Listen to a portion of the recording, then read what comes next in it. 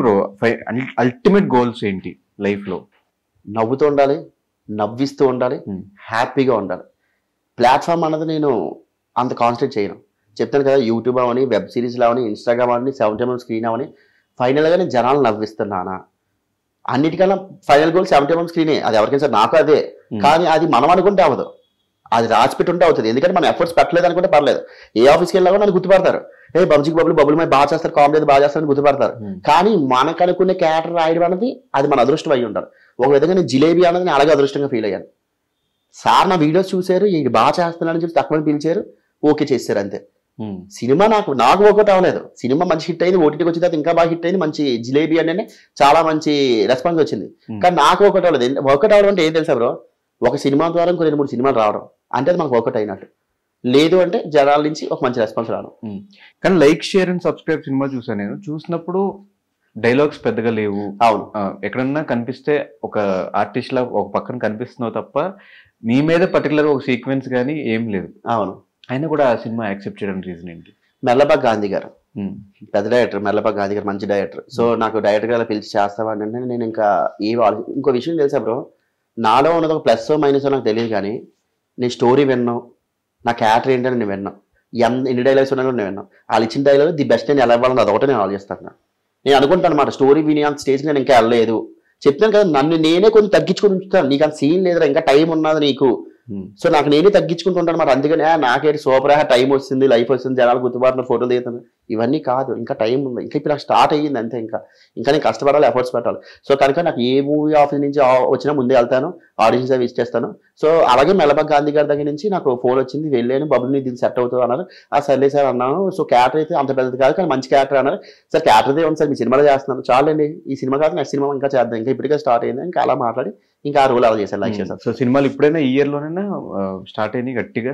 ఈ ఇయర్ లో స్టార్ట్ అయింది. లాస్ట్ ఇయర్ నుంచి కూడా చేస్తున్నాను. అది చెప్తాను, నేను చేయడం చేస్తున్నా, కాకపోతే జనాలకి రీచ్ అవ్వట్లేదు అవి. అంటే ఇలా వచ్చి అలా పోతున్నాయి, దానివల్ల తెలియట్లేదు. సో మళ్ళీ బ్యాక్ టు ఈ వెబ్ సిరీస్ ఏమైనా చేసే ఉద్దేశాలు ఉన్నాయా? ఆ రకంగా ఏమైనా చేస్తున్నావా? OTT subjects or something? ఓటీటీకి 2 వెబ్ సిరీస్ చేస్తున్నాను బ్రో.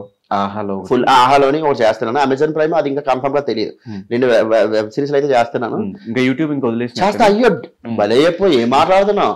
నెక్స్ట్ స్టెప్ కి అంతెల్లా కూడా యూట్యూబ్ వీడియోస్ అనేది నేను చేస్తా. చెప్తాను కదా, జనాల్లో యూట్యూబ్ ప్రకారం ఇష్ట ప్రకారం నేను ఉంటా డెఫినెట్ గా. కొంత టైం తీసుకుంటున్నా, ఎందుకంటే ఎంత నేను చేసినా కూడా అది ది బెస్ట్ కాదు నాకే తెలుస్తుంది. జనాలు మ్యాక్స్ అన్ని నచ్చేస్తుంటాయి, కానీ నాకు అనిపిస్తుంటది ది బెస్ట్ వెళ్ళిన వీడియో కూడా ఇది ఇంకా బెస్ట్ చేస్తుంటే బాగుంది కదా అని ఫీలింగ్ నాకు ఉంటుంది. సో అది బెస్ట్ నేను ఇవ్వాలి అనుకుంటే ముందు నేను సెట్ అవ్వాలి, నా మైండ్ సెట్ అవ్వాలి. సో నా పర్సనల్ లైఫ్ అంతా కొంచెం అంతా ఓకే బాగుంది సెట్ అయిన తర్వాత అప్పుడు నేను డెఫినెట్లీ మళ్ళీ యూట్యూబ్ లోకి వెళ్ళిపోతాను. సో ఫ్యూచర్ ప్రాజెక్ట్స్ అయితే 2 ఉన్నాయి. అది కాకుండా మూవీస్ కూడా ఉన్నాయి. మూవీస్ మనాలి ఒక మూవీ చేస్తున్నాను, నెక్స్ట్ ఖైరత్ అని చెప్పేసి ఒక మూవీ చేస్తున్నాను. అవి కూడా కొత్త వాళ్ళతో ఫుల్ లెంత్ సినిమా అంటారు. ఆల్రెడీ మనలో షూట్ అయిపోయింది, ఆల్రెడీ ఒక 25 days షూట్ అయింది. మళ్ళీ ఇప్పుడు హైదరాబాద్ లో 2 days 3 days షూట్ అనమాట. అది కూడా ఫుల్ లెంత్ హీరో ఫ్రెండ్ మొత్తం అంతా ఉంటాను నేను. ఇవి కాకుండా పైప్ లైన్ ఇంకో 2-3 ఉన్నాయి, మాట్లాడుతున్నాయి, డిస్కషన్స్ అవుతున్నాయి. ఇన్స్టాగ్రామ్ వీడియోస్ ఎలా వస్తాయి థాట్స్? అంటే ఏమన్నా ఇన్స్పైర్ అవుతావా? ఏదో అంటారు కదా, ఏదో బాలీవుడ్ వీడియో చూసా, హాలీవుడ్ వీడియో చూసా, కాన్సెప్ట్ తీసుకుని చేస్తావు, లేదంటే జనరల్ గా ఇద్దరు మాట్లాడుకుంటే ఏదో వస్తుంది చేస్తా? లేదు 80-90% నా ఫ్రెండ్స్ తో కూర్చున్నప్పుడే నాకు థాట్స్ వస్తాయి. చెప్తున్నాను కదా, నా ఫ్రెండ్స్ చెత్తనా కొడుకులు నా బంగారం అని అక్కడ కూడా కాన్సెప్ట్ చాలా చెప్తారు. బంజిక్ బాబులు హిట్ అవ్వడానికి కారణం ఫ్రంట్ ఫేస్ నాదైతే బ్యాక్ ఫేస్ నా ఫ్రెండ్సే. ఆ సాఫ్ట్వేర్ జాబ్ చేసుకునే రైటర్స్ కాదు. కానీ వాళ్ళకి ఏం చెప్పారు తెలుసా, నువ్వు కొన్న నీ ఎటైర్ కి లవ్ స్టోరీలు అందగా నీ బొక్కలని తీయకుండా మంచిగా నీ లైఫ్ లో నువ్వేం ఫేస్ చేసావు అవే తీయం అన్న తర్వాత before BTech, after BTech, work from home, night shift కష్టాలు, ఇవన్నీ నా ఫ్రెండ్స్ ఫేస్ అవుతారు. అదే ఇవన్నీ ఫేస్ అవుతారు, అవే తీసి అవే హిట్లు కొట్టాయి. అక్కడి నుంచి నేను లైఫ్ అన్నది నమ్మది అలా వెళ్తున్నది అనమాట. దానివల్ల అదే అంత మించి ఇంకేం లేదు. ఇప్పుడు కూడా నేను పొద్దున వీడియో అదే 80-90% నా ఓన్ కాన్సెప్ట్స్ నేను చేస్తుంటాను. మిగతా 10% ఇన్ఫ్లుయెన్స్ అవుతుంటాను. హిందీ ఏమేమి చూసారు, ఇది బాగుంది కానీ ఇది మన స్టైల్లో మనం చేద్దాం, బాగుంటది ఇది అని చెప్పేసి నీటికి ఇన్ఫ్లుయెన్స్ అయ్యి ఆ విధంగా చేస్తాను అనమాట.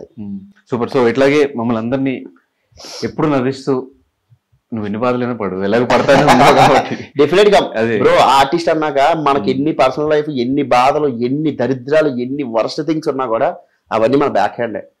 ఫ్రంట్ హ్యాండ్ వాళ్ళకి ఇవ్వాల్సింది ఎంటర్టైన్మెంట్, నవ్వడం, నవ్వించడం. అది ఎప్పుడు మనం గుర్తుపెట్టుకోవాలి. నేనైతే ఇప్పుడు అది నమ్ముకుంటాను. నేను అందుకే ఏ రోజు కూడా నా బాధను తీసుకొచ్చి నేను కెమెరా ముందు తీసుకొచ్చి నేను ఇంత బాధపడుతున్నాను ఇప్పుడు చెప్పాను. ఇన్ఫాక్ట్ నేను ఇప్పుడు కూడా నా పర్సనల్ లైఫ్ చెప్పను అంటాను. బట్ నువ్వు అడిగి అది కూడా మా మమ్మీ విషయం కొంతమంది వాళ్ళు తెలిసి కనుక అందుకని మమ్మీ విషయం నేను రివీల్ చేశాను. బేసిక్ ఇది నేను ఫేస్ అవుతున్నాను. లేదంటే నా పర్సనల్ చెప్తాను కదా మన వెనకాల బొక్కలు ఇప్పుడు మనం చెప్పుకోవాలి, మన మంచిగా మనం చెప్పుకోవాలి. బట్ డెఫినెట్ గా బ్రో ఇంకోసారి అట్లా బాధపడినప్పుడు మేమందరం ఉన్నాం అలాంటి నీ ఆడియన్స్ చాలా మంది ఉన్నారు, నీకు ఎప్పుడు సపోర్ట్ గా అది కూడా ఒకసారి మైండ్ లో పెట్టుకుని ఇంకా కొత్తగా నువ్వు ఎట్లా ఆల్రెడీ రికార్డ్ చేస్తున్నావు కాబట్టి ఇంకా కొత్తగా ఏమైనా చేయాలన్నా కూడా ఎంకరేజ్ చేయడానికి మా వాళ్ళందరూ రెడీగా ఉన్నారు. నెక్స్ట్ ఆహా సబ్జెక్ట్ కానీ తర్వాత ప్రైమ్ సబ్జెక్ట్ కానీ తర్వాత నువ్వు సినిమాల్లో కనిపించినా కూడా మేమందరం రెడీగా ఉన్నాం. ఇలాగే ఎంటర్టైన్మెంట్ ఇస్తూనే ఉంటావు అని చెప్పి లైఫ్ లాంగ్ ఇలాగే నువ్వు ఇట్లాగే నవ్వుతూ ఉండాలి, మమ్మల్ని ఇలాగ నవ్విస్తూ ఉండాలి, ఆ డిప్రెషన్ స్టేట్ లో నుంచి బయటకు వచ్చేయాలని మనస్ఫూర్తిగా కోరుకుంటూ all the very best. And thank you so much మాకు. సో ఫైనల్ గా మీ సబ్స్క్రైబర్స్ అండ్ మీ ఫాలోవర్స్ గురించి ఏం చెప్తావు, వాళ్ళకి ఏం చెప్తావు?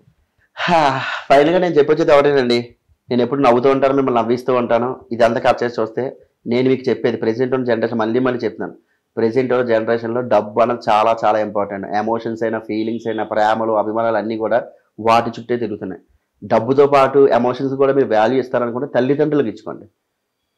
తల్లిదండ్రులకే ఎందుకు ఇచ్చుకుంటున్నారు అంటున్నారంటే మీరు వరస్ట్ పొజిషన్లో ఉన్నా మంచి పొజిషన్లో ఇచ్చినా మీరు యాక్సెప్ట్ చేసేది వాళ్ళు మాత్రమే, మిమ్మల్ని ఇంకెవరు యాక్సెప్ట్ చేయరు.